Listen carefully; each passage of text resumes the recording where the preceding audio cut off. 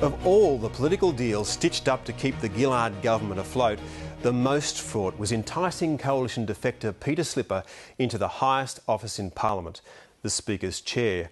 The reward was one more precious vote in a hung chamber, but the risks were his long history of pushing the rules on entitlement as far as they could go, and persistent rumours about his behaviour. Now he's stood down while he defends lurid sexual harassment claims levelled by a male staffer and accusations he criminally defrauded the Commonwealth by signing blank cab charge dockets. The accusations, detailed in documents today, are a major blow to Prime Minister Julia Gillard, reducing her margin in Parliament to a single vote and again raising questions about her judgment. Shortly we'll be joined by the opposition leader Tony Abbott, who also has questions to answer over the Slipper affair. But first, Heather Hewitt has this report. It began with great fanfare at the start of the parliamentary year. The Speaker basking in his new role and traditional robes. The Labor Party basking in its clever, tricky politics, securing an extra from coalition ranks to boost its knife-edge grip on power. By the weekend, all had been reduced to this. Did you sexually harass James Ashby? All allegations have been denied, and I'll be making a statement this afternoon. Will you be making a statement? These headlines in Saturday's tabloids had thrown Peter Slipper's world into turmoil. Salacious allegations that he'd sexually harassed a staff member and claims he'd misused government taxi vouchers. His denials and subsequent decision to stand down have done nothing to quell the political furor. I think it's the darkest days of this 43rd Parliament. Oh, I don't think it's a good look. I don't think anybody thinks it's a good look. But they are allegations. Both sides of politics would, arguably, if the allegations are true, trying to play evil genius on each other. We were trying to get him out of the Parliament. He was going to lose his pre-selection. And while we were trying to get him out of the Parliament, the Prime Minister gave him the biggest job in the Parliament. Tony Abbott relied upon Peter Slipper for the one vote that he won the leadership of the Liberal Party by, and that he is only leader of the Liberal Party as a result of Peter Slipper's support. Tony Abbott attended Peter Slipper's wedding. You get the drift. This is very high stakes for both sides. But the fact is, Labor owns Peter Slipper. They put him in the Speaker's chair. They pay the price for whatever happens next. If we want to start down the road of rumours being on the basis of, or allegations being on the basis of action being taken, then I think the consequences for our political processes are dire indeed. Most members of the Labor Party caucus realise that the bad judgment that the Prime Minister made when she dispatched Harry Jenkins and installed Peter Slipper is coming home to roost. A police investigation into cab charge use is one thing, but staffer James Ashby's civil case before the federal court alleging Peter Slipper's harassment is quite another. Documents publicly released today detailing talk of massages, suggestions of getting rocks off, requests to shower with the door open, and so it goes on. Right now, in the eyes of the public, it's hard to see how any of this can reflect well on the government's choice of Speaker or the office itself.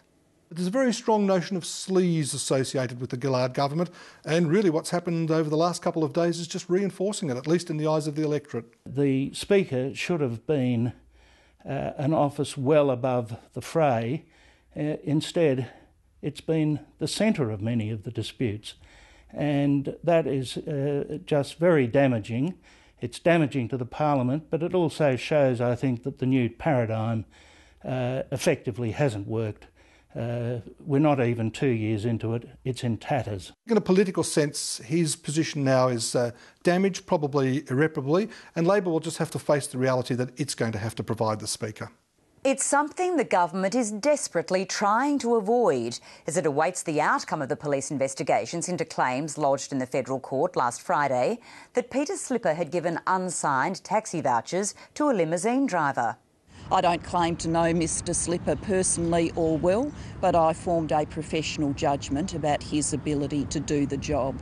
I think he's been a very good Speaker. I think it is appropriate that he has stepped aside whilst these criminal issues are being dealt with. It's quite possible, if cleared by the police investigation, Peter Slipper could be back in the Speaker's chair when the budget is brought down in 2 weeks' time.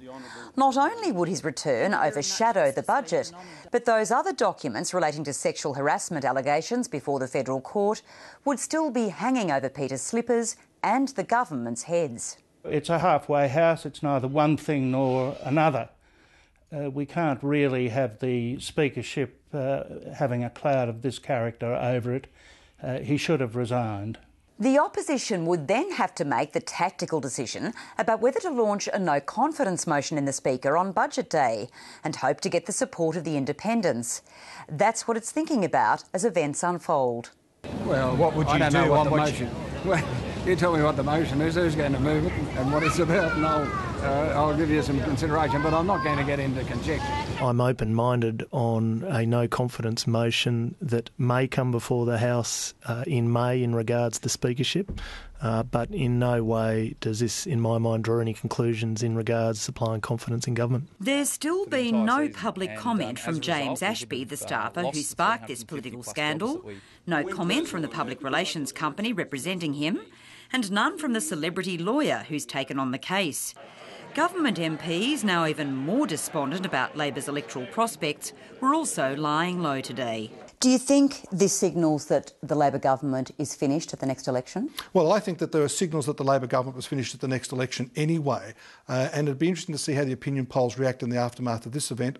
It was bad enough when the government had to deal with defending New South Wales MP Craig Thomson, accused of misusing union funds.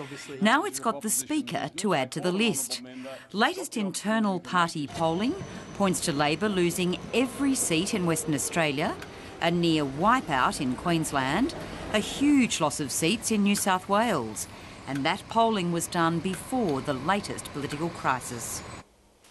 Political editor Heather Hewitt, and I should mention too that we have asked the federal government who will be paying Mr Slipper's bills, his legal bills, and as this program goes to air, still there is no answer. We'll keep you apprised on what happens with that.